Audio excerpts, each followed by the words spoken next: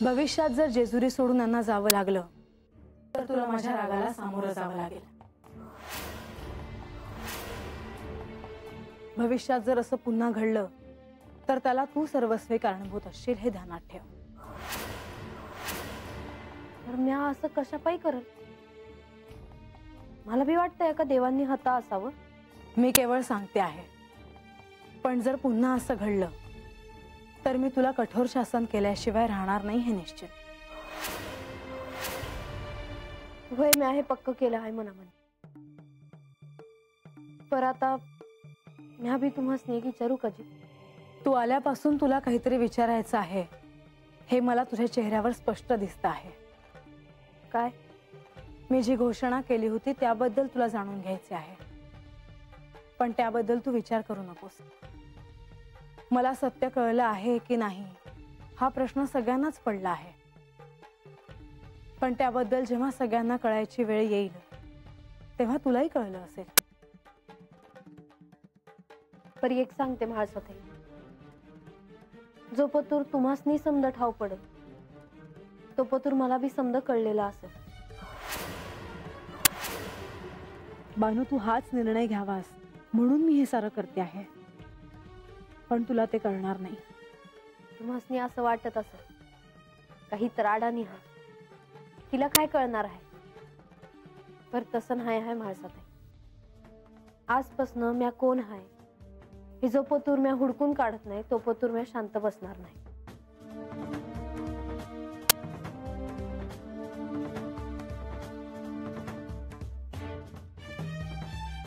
येते म्या।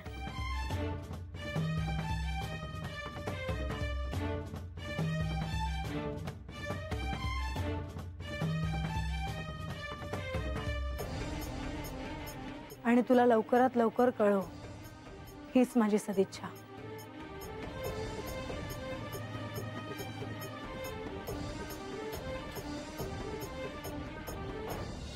श्री म्हाळसा देवींना साक्षात्कार झाला आहे हे त्यांना कोणालाही सांगायचं नाही, आणि म्हणूनच त्यांनी बाणाईला एकांतात हे सगळं सांगण्यासाठी बोलावलं असावं। म्हणजे म्हाळसा देवींनी बानूला हे सांगितलं असेल? हे म्हाळसेशी बोलण्याशिवाय आपल्याला कळणं शक्य नाही। श्री म्हाळसा देवींची आत्ता भेट घ्यावी असाही विचार माझ्या मनात आला होता, परंतु तसं झालं नाही हे चांगलं झालं, कारण ह्या क्षणी आपण त्या दोघींना एकांतात वेळ द्यायला हवा। या कृतयुगात बानूच्या रूपाने त्यांची सखी जयाद्री आज त्यांना पहिल्यांदाच दिसत असावी, त्या दोघींची भेट झाली असावी। हो, तेही आहेच देवी, परंतु ही गोष्ट बाणाईला अजून ठाऊक नाही। देवा, आता काय करावं? हा क्षण हा दोन सखींच्या मिलनाचा क्षण आहे, परंतु ह्यात बानूला काहीच ठाऊक नाही, तर म्हाळसेला सत्य काय आहे हे ठाऊक आहे। त्यामुळेच म्हाळसेला हे देखील ठाऊक आहे की बानूला सत्य काय आहे हे कळण्यासाठी काहीतरी मार्ग दाखवावा। मला असं वाटतं की श्री खंडेरायांनी म्हाळसाची भेट घेऊन तिथे काय घडलं असावं हे जाणून घ्यावं। अर्थातच लक्ष्मीदेवी, योग्य आहे, त्यानुसारच आपल्याला बाणाईला सहाय्य करावं लागेल। मागवा, म्हाळसा आणि बानू यांच्यामध्ये काय बोलणं चालू आहे हे जरी आपल्याला ठाऊक नसलं तरी एक गोष्ट मात्र निश्चित आहे, ती म्हणजे बानूला सत्य काय आहे हे कळण्यासाठी म्हाळसेचे प्रयत्न मात्र सुरू होते।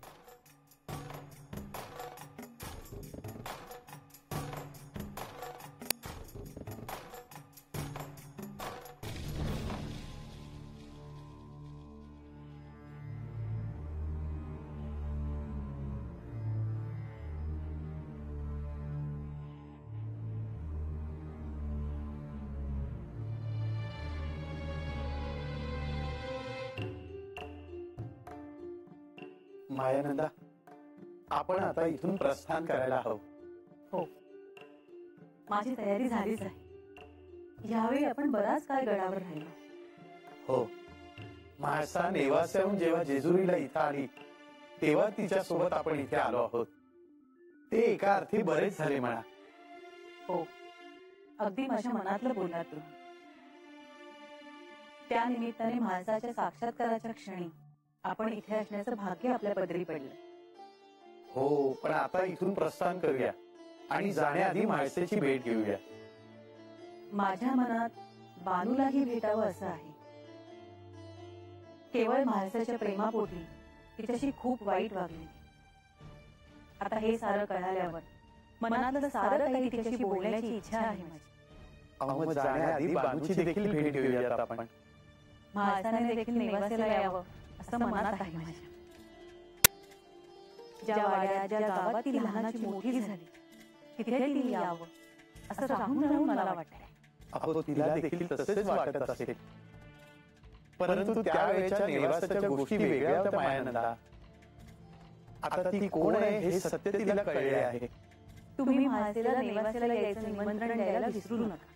हो, आता म्हाळसाची भेट घेऊया आणि मग इथून प्रस्थान करूया.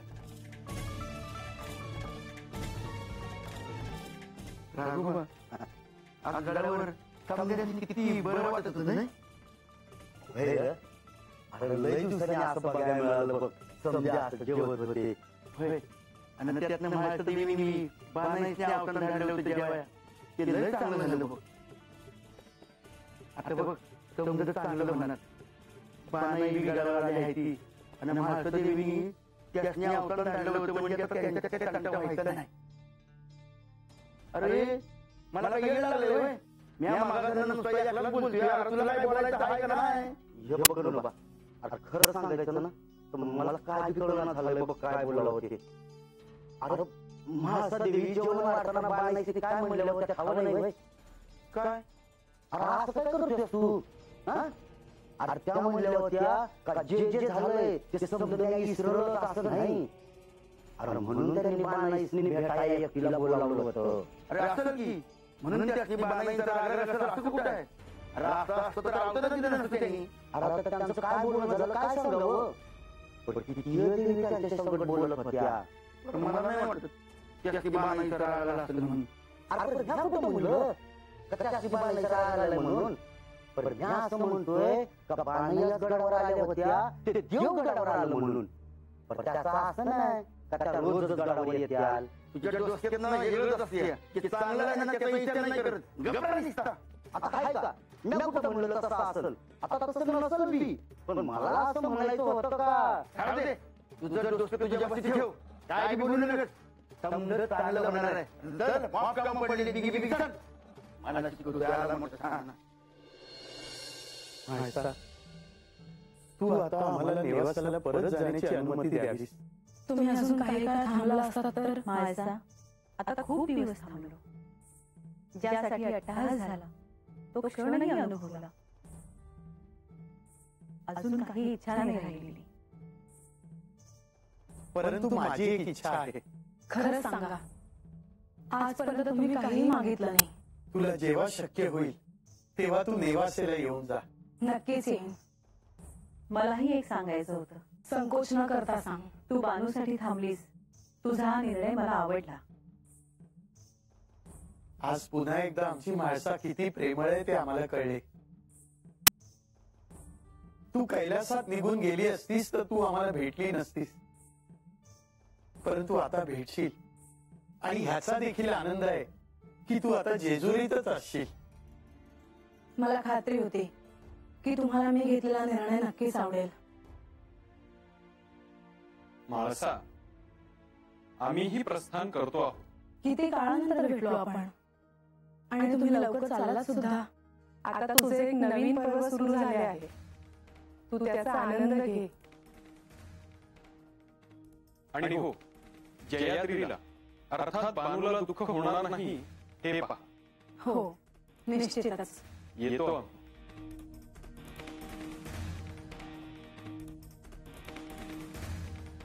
म्हाळसा, आम्ही येतो.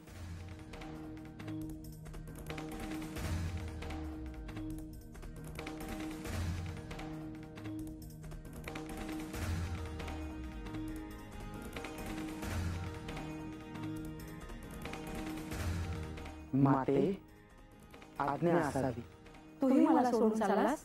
श्री खंडेरायांनी श्री महादेवांच्या रूपात माझ्यावर एक दायित्व सोपवले होते. कसले दायित्व? दक्षिण दिशेचे संरक्षण करायचे. असुरांना येऊ द्यायचे नाही. मला तिकडे जावं लागेल. माते, आपण कैलासात आलात की मी आपल्याला भेटायला येईन. मी प्रतीक्षा करेन.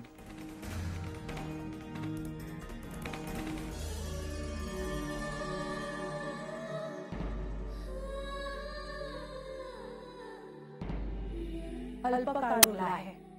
मी लवकरच येईन.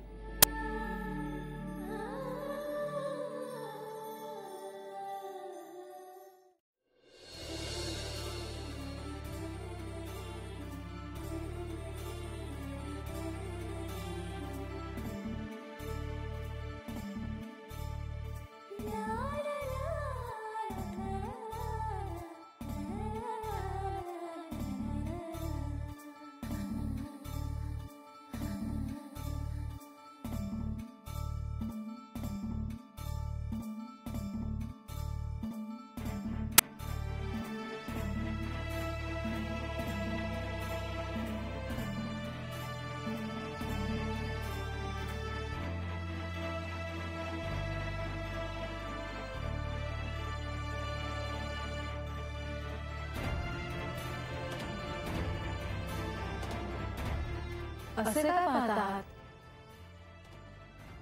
आजपर्यंत या कक्षात येताना एखाद्या अनोळखी व्यक्तीला भेटतोय असं वाटायचं. परंतु आज खऱ्या अर्थाने मी तुला भेटतोय. मला नुकतेच स्मरण झाले आहे. सगळ्या घटना स्पष्ट दिसत आहेत. तुझी आणि बानूची भेट कशी झाली?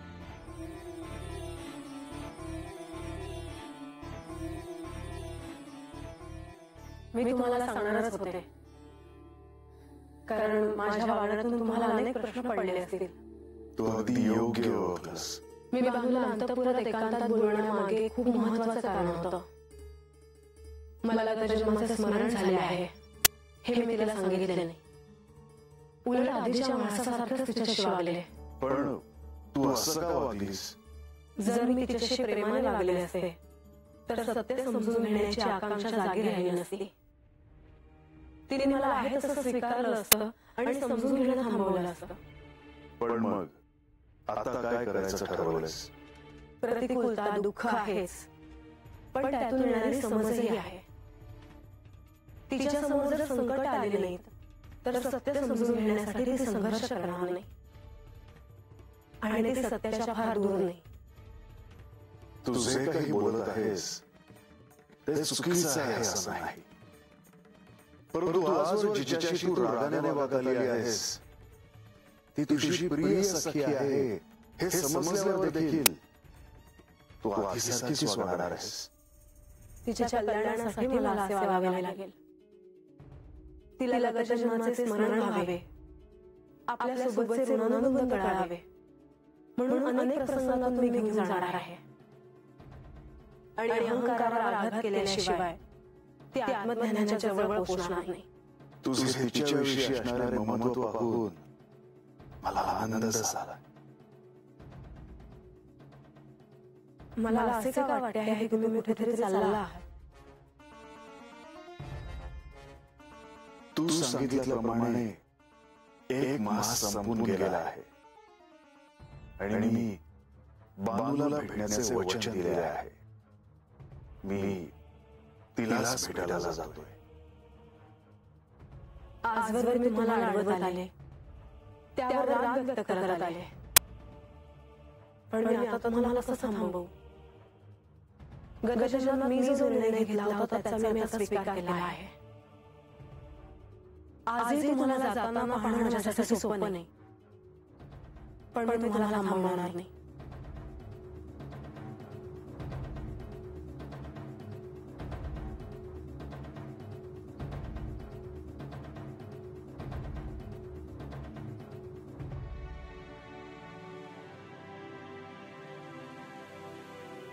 येतो.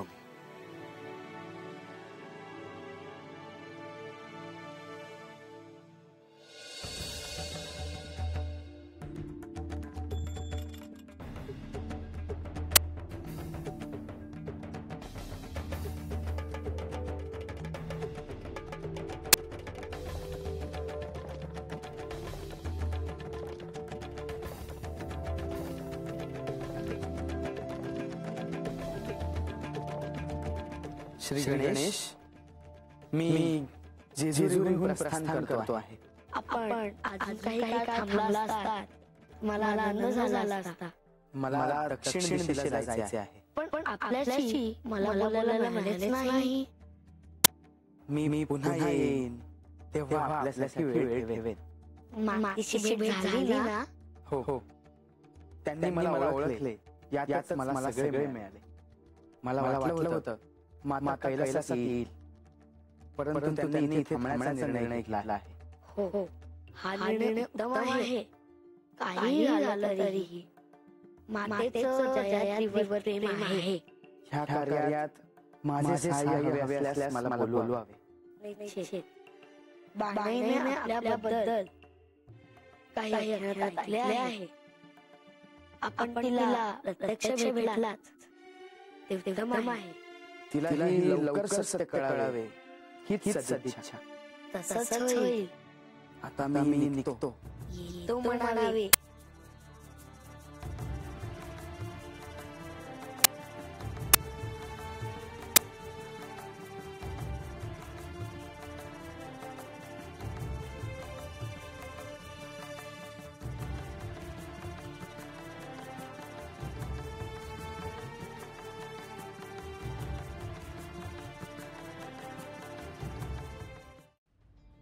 भानू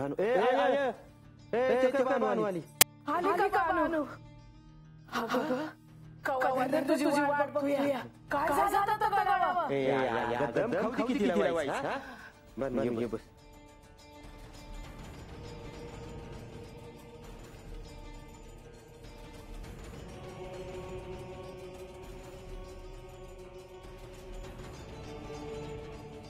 बोल की. मावशी, अगं हे समजून काय चाललंय मला काय कळलं झालंय बघ. कोण बोललं तुला तर? कोण म्हणतात? अगं संधी होते तर आपण मध्ये ज्यांचं नाव ऐकलं आहे ते संधी होते. देवगडावर मारी आले म्हणून मला जेवायचं आवडीला दिलं. मला बसायला उघडी दिली, जेवायला दिलं. त्यांनी सुरवदेवा प्रार्थना केली होती देवगडावर यावं म्हणून, आणि तसंच झालं. असं होय. मला वाटलं महादेवीने सांगितलं ना समजून काढणार म्हणून त्याच्यासाठी बोलवली का काय? नाही. भानू, तुला काय कळलं झालं या? असं कशापायी वाटतंय? एकीकडे मला गडावर यायचा सांगावा धाडला म्हणून मी गडावर गेले. खरं बरं महादेवी तर समजा बोलले नाही. समजून नाही. बरं समजून जेवण झाल्यावर माझ्या संग बोलल्या माणसात. काय मला देवगडावर आला आहे म्हणून तुला अवतार धाडलं. विशेष जेवण होतं म्हणून. पण म्हणून आता रोजच्याला तू गडावर येशील असं नाही, असं म्हणले. त्यामुळे का ते झालं ते समजा मी ऐकून जाईन असं नाही. तर त्यामुळे काय मुहूर्त त्यांनी मला गडावर बोलवलं मी यायचं नाही. तुला गडावर यायचं नाही म्हणजे? होय. पर त्या असं कशापायी म्हणले हेच मला कळलं झालंय बघ. मला तर वाटलं होतं देव जेजुरी म्हणजे आले आहे ती तेव्हा संधीला आनंद असते. देवी समजा विसरून जात्या. तर तसं नाही. तू बी तंटा करू नको त्यांच्या संग आता. मावशी उगा त्यांच्या संग तंटा करू. महाराष्ट्र देवी वागणं काय ध्यानात येत नाही बघ.